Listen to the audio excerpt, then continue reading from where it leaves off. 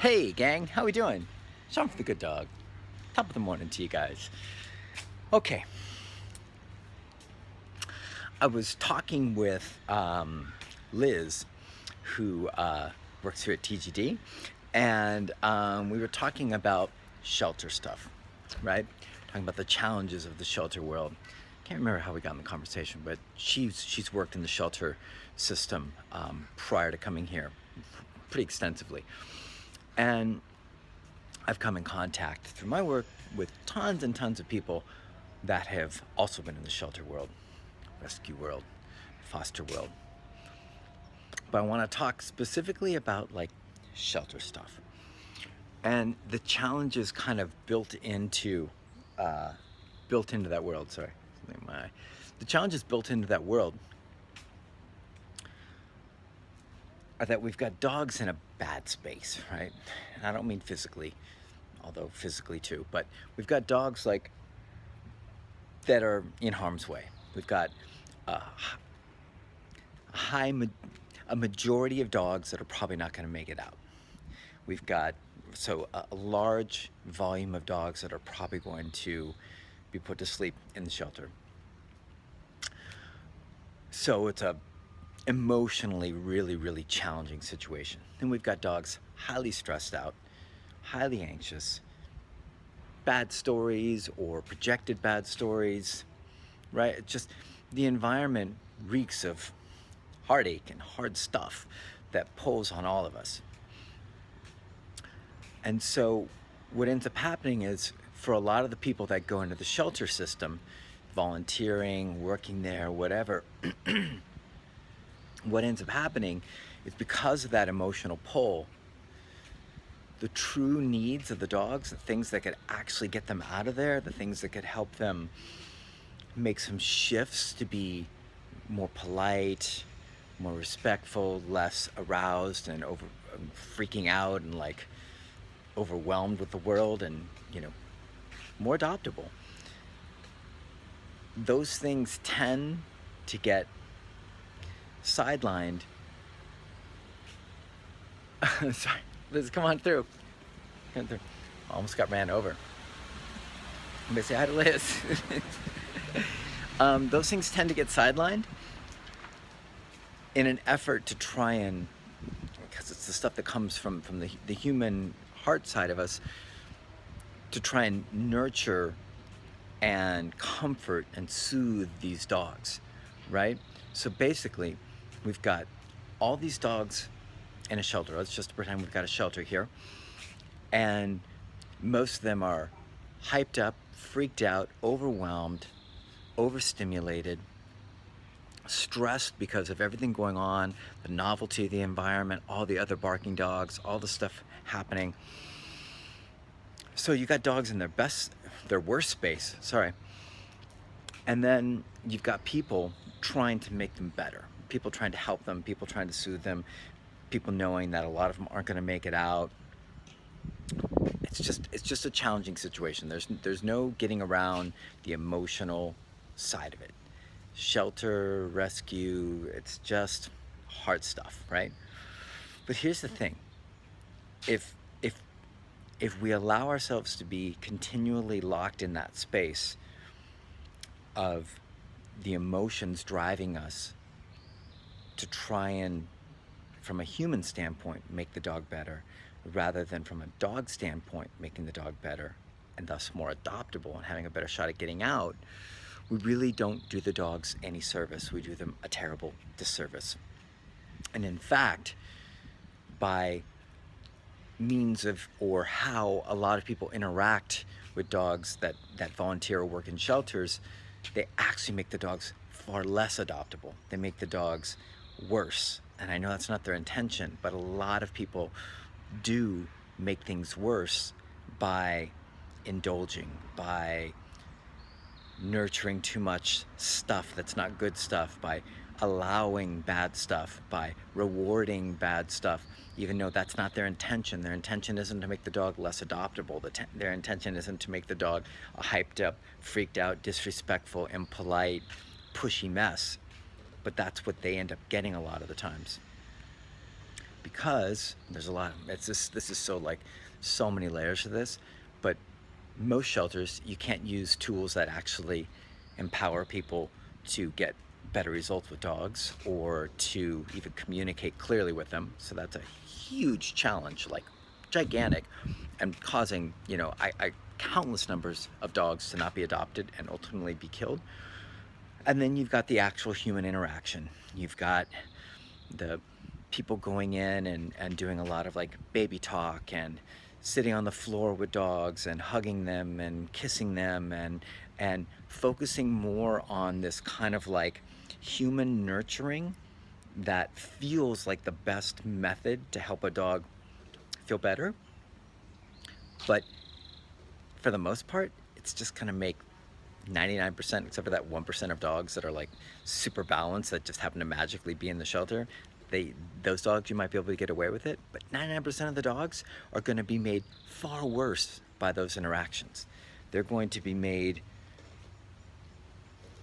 sorry, something's creaking up there. They're going to be made into, like I said, disrespectful, impolite, aroused, and there's a lot of women volunteers in the shelter. So what ends up happening is that a lot of these dogs are disrespectful and have associations with females that push them to be even more pushy around females, because the females have come in to a large degree and done a lot of like giving food, giving food, giving food, giving food, giving affection. And so the associations are like, this is what, women mean. And we see it even with the trainers here.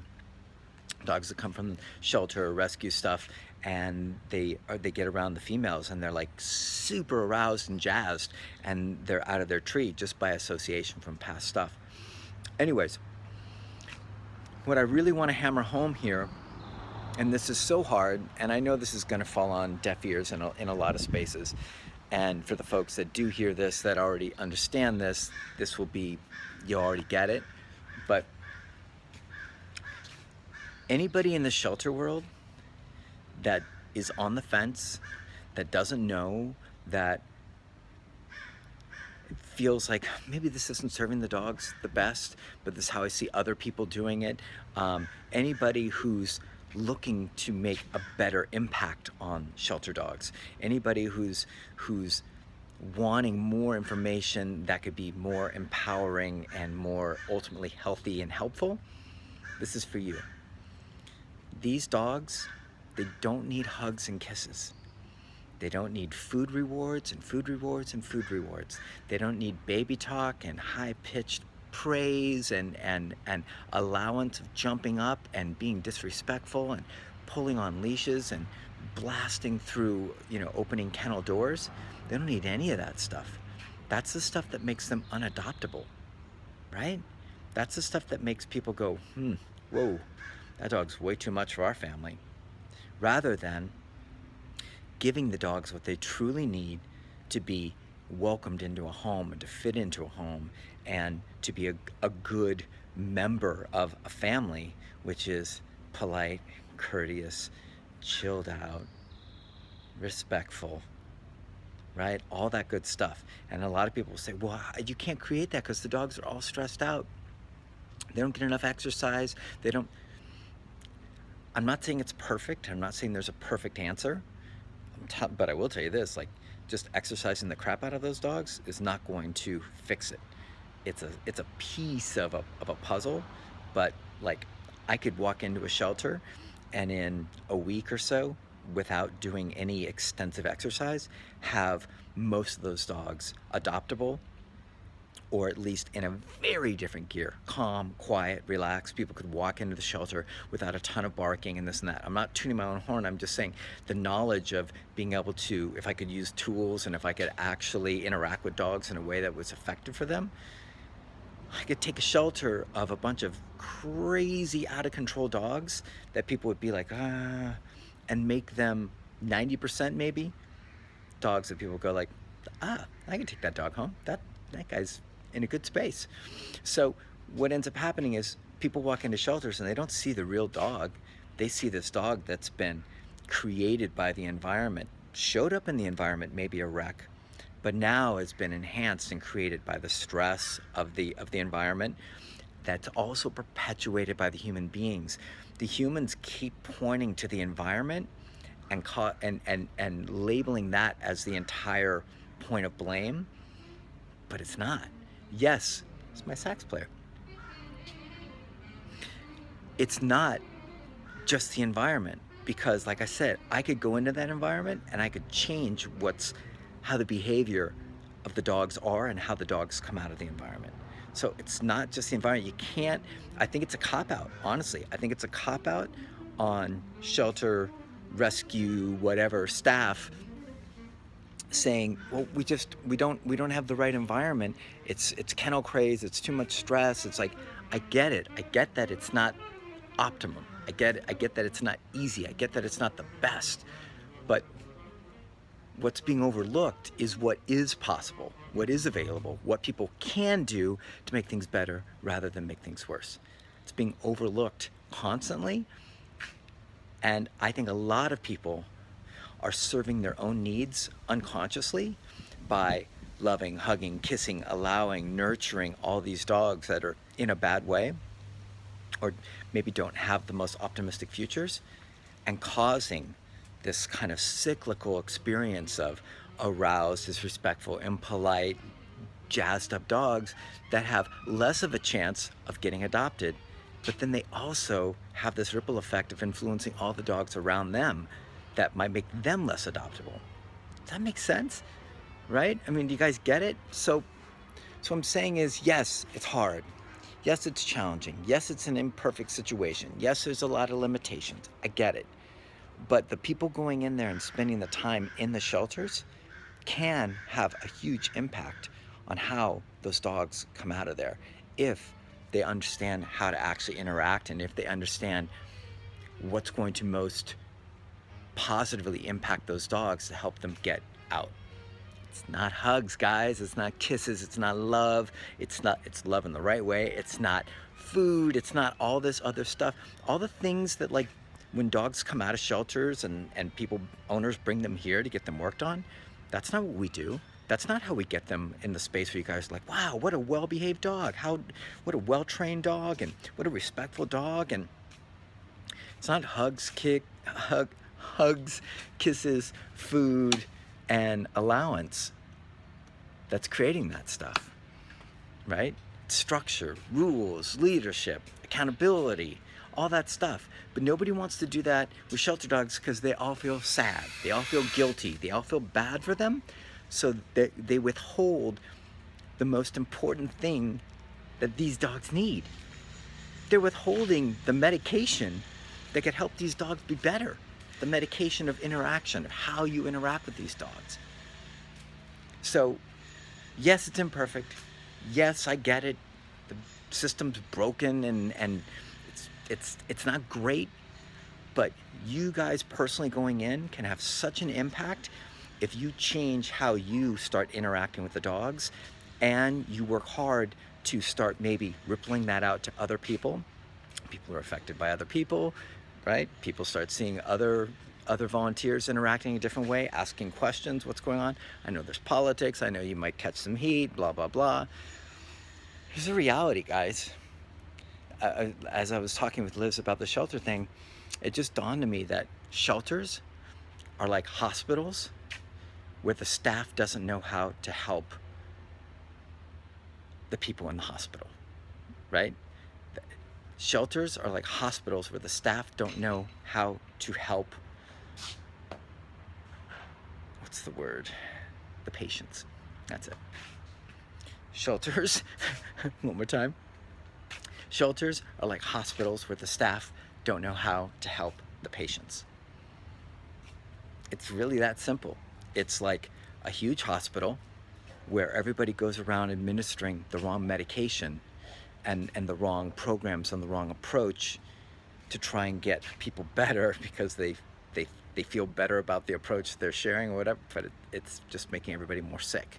It's making everybody worse. It's not helping anybody to get better. That's what's going on in the shelter. I get it. Hard. I get it. Some people are going to tell, if you try and be firm, or you try and set rules, and you try and share structure and leadership, some people are going to say you're mean and you're nasty and you don't care. And It's not scientifically based and all sorts of, stuff. I'm just telling you, want to make a change? Make it with you. Start small and do your best to ripple it out. Spread the word, spread the gospel. But like, let's do what we can to turn this around from the inside out, rather than just blaming the hospital, rather than just blaming the shelter. It's not the shelter environment in and of itself that creates the problem. It's what's allowed to go on inside of it. And we can change that. It takes work, it takes focus, it takes people pushing on it, but we can change that. So just, if I could just get it through to everybody as much as possible, that if you really want to help dogs and you really care about dogs and you really love dogs and you want to see them get the hell out of that place and into a home, stop allowing, stop reinforcing bad stuff, stop baby talking them, stop empowering crappy choices, right? Stop doing that stuff and start leading these dogs and start creating consequences and start creating rules and start showing them what's okay and what's not okay. Teach them so they have a shot of getting out of there. All right, Sean from The Good Dog. I know this is a hugely divisive, like controversial one. I know a lot of people will be upset by it, and a lot of people in the shelter world will have, lots of stuff to say. I get it. Like I said, I know it's not perfect. I'm not blaming anyone. That's why I started off talking about being empathetic to the struggle of it. I get it. But what I am saying is that you can be the start of a change, or you can be the continuation of a problem. all on how you want to approach it. It starts with one person pushing, or it continues with one person allowing. So remember, shelter's like a hospital where the staff doesn't know how to treat the patients, doesn't know how to make them better. Don't allow that to be you. Be the change. Do something positive to help those dogs that you care so much about get the hell out of there. All right, Sean from The Good Dog. See you guys. Bye.